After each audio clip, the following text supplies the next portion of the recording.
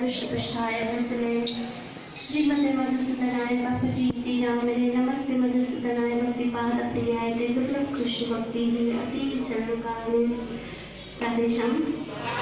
भगवद गीता के 18वें अध्याय में भगवान श्री कृष्ण अर्जुन के द्वारा हमें समझा रहे हैं, मेरी भावना में रह के बद जीवन की सारी मुश्किलों को तुम पार कर जाओगे, लेकिन मेरा कहना नहीं माना तो तुम्हारा विनाश हो जाएगा। भगवान ने 2 रास्ते रख दिए, अब उसका परिणाम भी बता दिया। ऐसे करोगे तो ऐसा होगा और वैसे करोगे तो भगवान कहते हैं मेरी शरण में आ जाओ तो तुम 84 के चक्कर से छूट जाओगे, लेकिन अभिमानवश मेरा कहना नहीं माना तो तुम्हारा विनाश हो जाएगा। मतलब बार बार जन्म मरण का चक्र हमारे सामने खड़ा है अगर हमने भगवान की बात देखिए। मेरी माता मेरे भाइयों, अर्जुन ने कृष्ण की बात मानी तो वो महाभारत का हीरो बन गया, और दुर्योधन ने भगवान की बात नहीं मानी तो सारे कौरव मारे गए। ऐसे ही भगवान हमारे सामने भी 2 रास्ते रख रहे हैं, मेरी शरण में आ जा तो तुम 84 के चक्कर से अगर अभिमान रखा। मेरी माताओं मेरे भाइयों, अभिमान तो रावण का भी नहीं चला।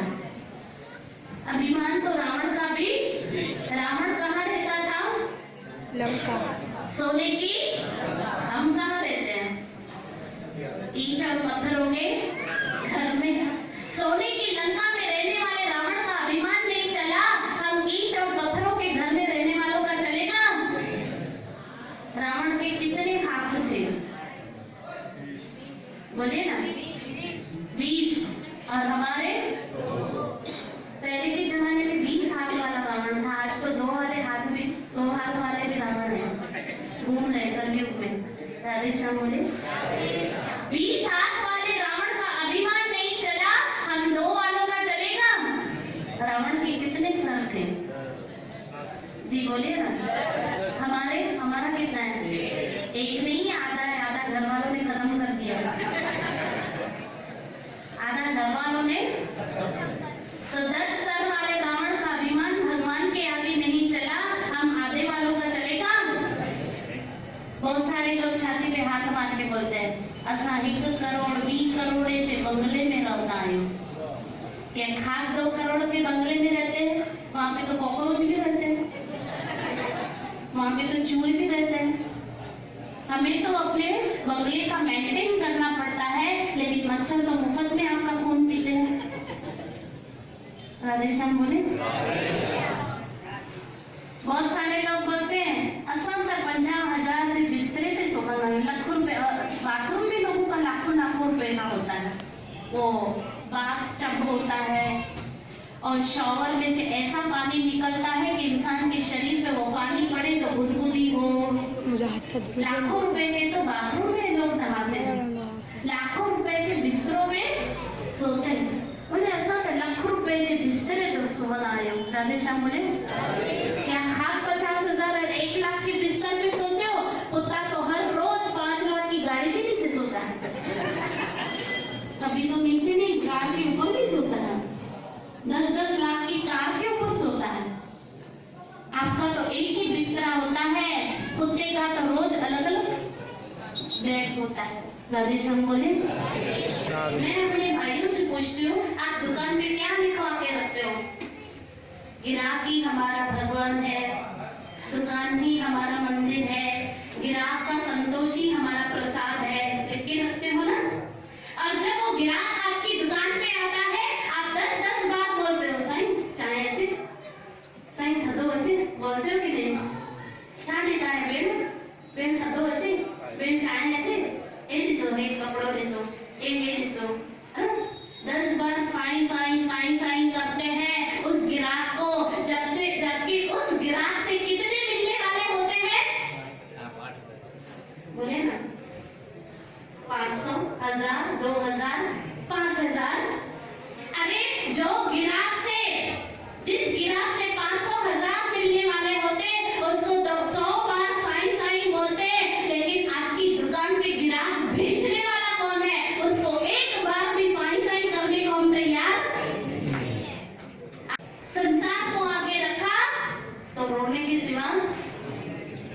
हमने क्या किया है, संसार को आगे रखा है और भगवान को पीछे। हल बाबा को टूटिया हल, संसार को आगे रखा है, इसलिए हम रोते हैं। जैसे एक राशन दुकान बंद थी, सब लाइन पे धूप में खड़े थे कब से, ऐसे में एक व्यक्ति आगे जा रहा था, सब चिल्ला रहे थे, अरे लाट साहब जी बोला थे तो असा एडी देर का बिठा है, मुझसे तो दिशा न पहुंचे हल टूटिया। फिर वो आगे जाए, फिर सब उसको पीछे करे, फिर वो आगे जाए, फिर सब उसको पीछे करे, बोला तब दिशा न पहुंचे हसा एडी देर का बिठा है, तो देखा आया हो गया तो बने राजा मंगल बोला वायरो वहां दुकान वालों आया दुकान में को लगे तो ताकि माल के दिन। ऐसे जिसकी कृपा से हम चमक रहे हैं उसको ही हमने पीछे रखा है, जिसकी कृपा से सब कुछ है उसको ही हमने पीछे रखा। राधे श्याम बोले ना, इसलिए मेरे ठाकुर जी को हमेशा आगे रखो। जैसे ये क्या है 0, इसके आगे 1 रखो तो कितने हुए 10, और 0 बढ़ाओ और 0 बढ़ाओ, अरे जानते हैं कि मुंह 1000 ना निकल लो, 1000 जो नोटे बंद ही है,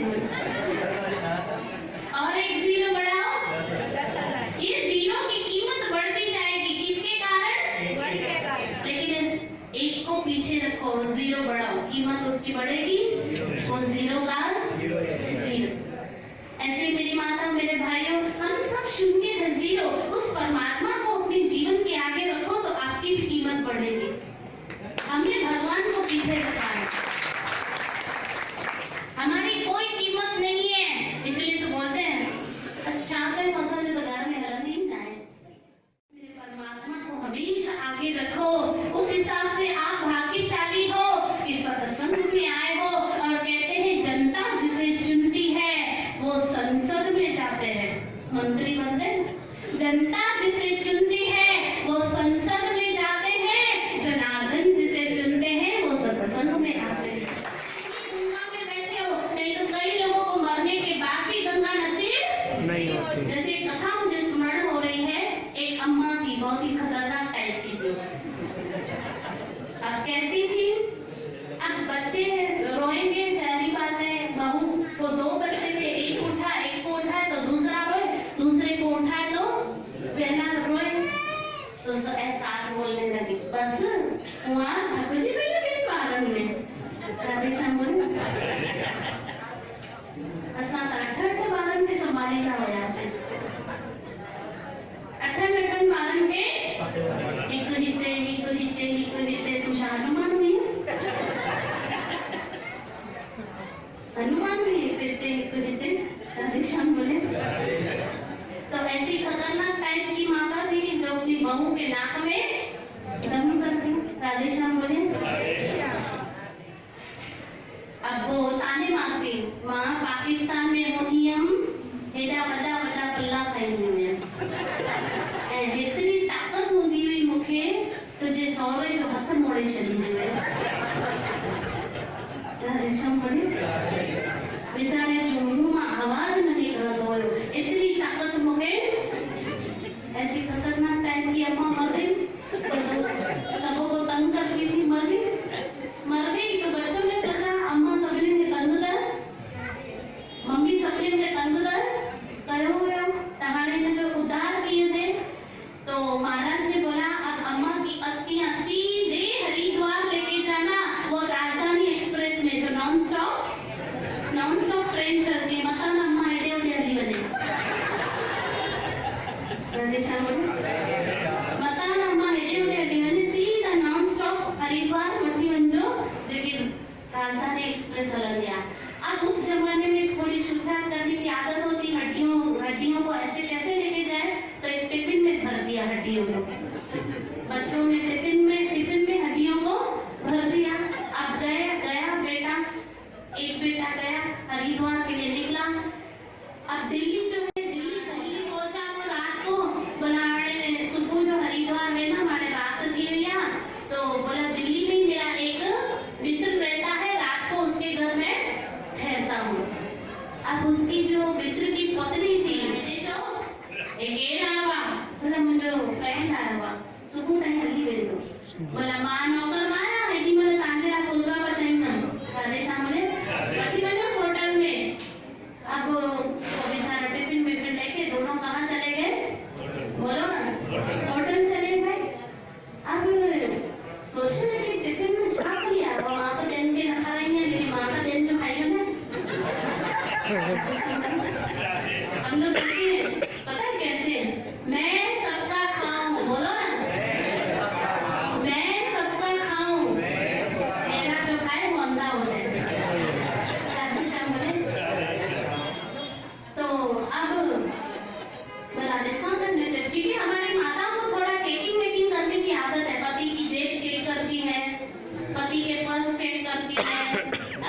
राधे श्याम बोले। राधे श्याम। पति की मोबाइल भी चेक करती है, कंहिंजो फोन आयो हुआ, कंहिंजो वयो हुआ, कंहिंजो मिस कॉल आ, वो भी पंहिंजी जगह ते सही आहे। ये ना मिस कॉल कंदे कंदे मिसिस कॉल थी वञे। राधे श्याम बोले, जोर से बोले राधे श्याम। देखा टिफिन खोला, अरे राम राम राम, पता नहीं किस मरे हुए जानवर की हड्डियां लेके आया है, इस गाय भैंस और बकरी की, पता नहीं। अच्छा हो मैं तो वेजिटेरियन इंसान हूँ, इस नॉन वेजिटेरियन इंसान को मैंने अपने घर में जगह नहीं दी, हड्डियां डाल दी गटर में।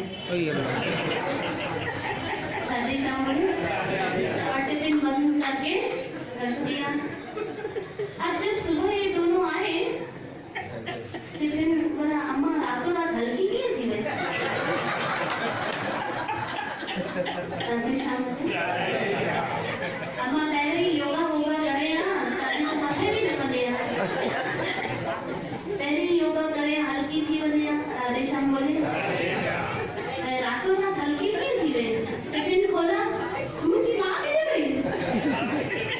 राधे श्याम बोले अपने दोस्त को बुलाया, बोला जरा एक प्रॉब्लम हो गई है। बोला क्या, बोलो। बोला मुझे कई माँ बोली। बोला बैठा होता सभी कई माँ हो गया ना। बोला उसकी हस्तियां इस टिफिन में पड़ी थी, पता नहीं कहाँ चली गई, उसको पता था उसकी पत्नी किस टाइप की है। बोला सोनू जी माँ हिलिया, बोला टिफिन में छेड़छाड़ तू गई थी। बोला छेड़छाड़ का मतलब क्या, इसमें पता नहीं किस मरे हुए जानवर की हड्डियां पड़ी थी, मैंने गटर में डाल दी, मुझे माँ घटक गई।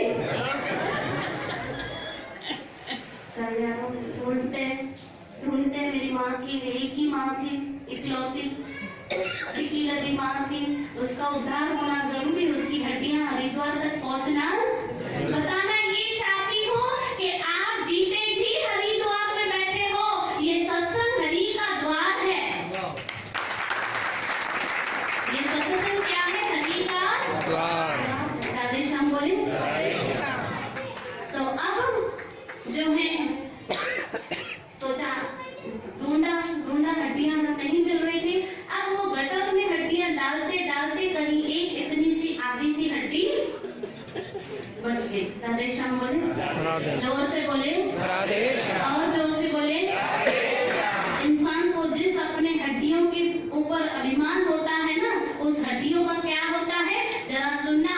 ये जो हम गद्दे बनवाते हैं, गद्दे घर में रखते हैं, किसके लिए, हड्डियों के सुख के लिए।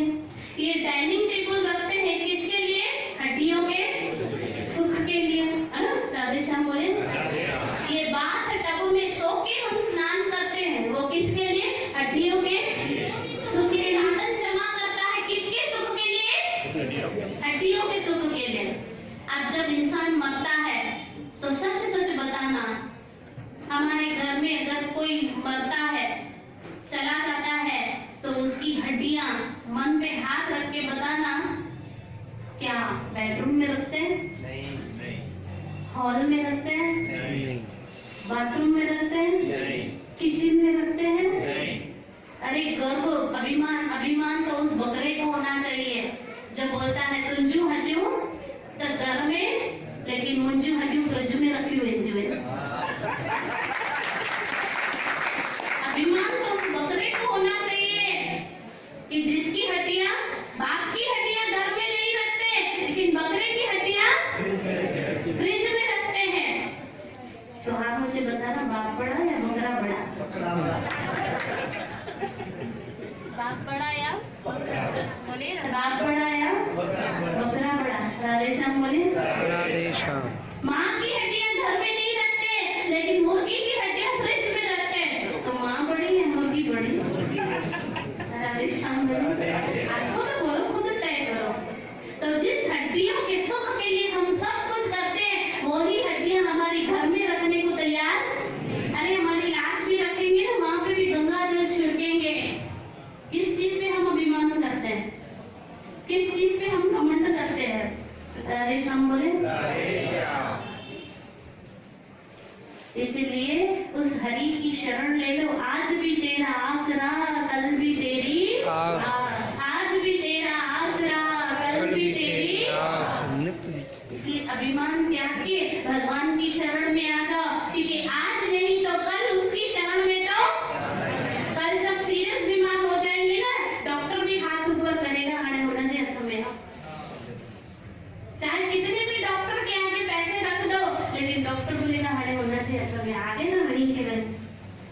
बचपन में बच्चा जिस लाठी से दूर भागता है, बुढ़ापे में वही लाठी उसे काम आती है। ऐसे ही जिस नाम से आज हम दूर भाग रहे सत्संग से, संतों की वाणी से हम दूर भाग रहे हैं, यही नाम हमें मौत सबों के पास आने वाली है। चाहे सत्संग की हो, चाहे सत्संग की ना हो, चाहे भगवान की शरण में हो, चाहे भगवान की शरण में हो, मौत सबों के पास आएगी। लेकिन दोनों का परिणाम अलग अलग है। मैं समझाऊं।